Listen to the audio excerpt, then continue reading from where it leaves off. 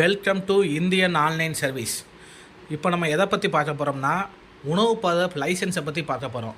அதாவது இந்த உணவு பாதுகாப்பு லைசன்ஸு யார் யார் விண்ணப்பிக்கணும் அப்படின்னு நான் ஃபுல் டீட்டெயில்ஸாக சொல்கிறேன். விண்ணப்பிக்கலை அப்படின்னா என்ன ஃபைனு, என்ன நடவடிக்கை எடுப்பாங்க, எல்லாமே ஃபுல் டீட்டெயில்ஸாக சொல்கிறேன் பாருங்கள். அதாவது உணவுப் பொருள் விற்பனை செய்யும் அனைத்து வியாபாரிகளும் இந்த லைசன்ஸை கண்டிப்பாக எடுத்துருக்கணும். சப்போஸ் நீங்கள் லைசன்ஸ் எடுக்கலை அப்படின்னா உங்கள் கடைக்கு ஏதோ ஒரு கம்ப்ளைண்ட்டோ இருந்தாலும் சரி, இல்லைனா வேறு எதுக்காண்டி உணவு பாதுகாப்பு அதிகாரி உங்கள் கடையை சோதனை செஞ்சாலும் சரி, சோதனை செய்யும்போது உங்களுக்கு உணவு பாதுகாப்பு லைசன்ஸ் இல்லை அப்படின்னா நீங்கள் 5000 ஃபைன் கட்ட நேரிடும். அதாவது மினிமம் 5000, மேக்ஸிமம் உங்களுக்கு எவ்வளோ நாள் போடலாம். ஸோ அந்த உணவு பாதுகாப்பு லைசன்ஸு கண்டிப்பாக எல்லாருமே எடுத்துக்கோங்க. இது யாருன்னா விண்ணப்பிக்க வேண்டும் நான் சொல்கிறேன், பார்த்துக்கோங்க. அதாவது ஹோட்டல் கடைகள், மளிகை கடைகள், பேக்கரி, பழக்கடை, மீன் கடை, தின்பண்டங்கள் விற்பனை செய்யும் கடை, டீ கடை, பெட்டி கடை, மருந்து கடை, காய்கறி கடை, இறைச்சி கடை, ஸ்வீட் கடை. இது மட்டும் இல்லாமல் தெருவோர உணவுப் பொருள் விற்பனை செய்யும் வியாபாரிகள், அதாவது காய்கறி தெருவோரத்தில் காய்கறி கடை, பழக்கடைனா போட்டிருப்பாங்க, அந்த கடை ப்ளஸ் கூழ் கடை, இது கண்டிப்பாக உணவு பாதுகாப்பு லைசன்ஸ் இல்லை அப்படின்னா மினிமம் 5000 ஃபைன் கட்ட நேரிடும், பார்த்துக்கோங்க.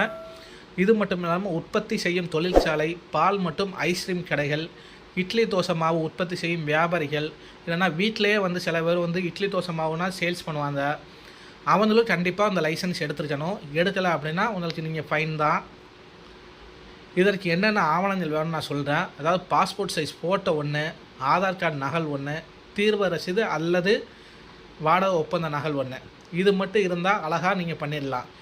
இதுக்கு எவ்வளோ அமௌண்ட்டு நான் சொல்கிறேன், பார்த்துக்கோங்க.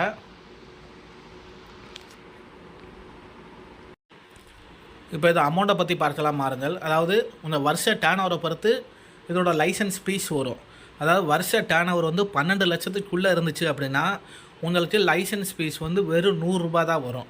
ஸோ 100 ரூபா கொடுத்து நீங்கள் அப்ளை பண்ணிக்கலாம். சப்போஸ் இந்த 100 ரூபா கொடுத்து அப்ளை பண்ண முடியலைன்னா 5000 ஃபைன் கட்ட நேரிடும். சப்போஸ் 12 லட்சத்துக்கு மேலே டேர்ன் ஓவர் இருந்துச்சு அப்படின்னா 20 கோடிக்குள்ளே இது ஸ்டேட் லைசன்ஸ்னு வரும்.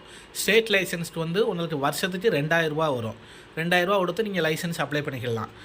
சப்போஸ் 20 கோடிக்கு மேலே இருந்துச்சு அப்படின்னா சென்ட்ரல் லைசன்ஸ் வரும். சென்ட்ரல் லைசன்ஸுக்கு 7000 ரூபா வரும் உங்களுக்கு.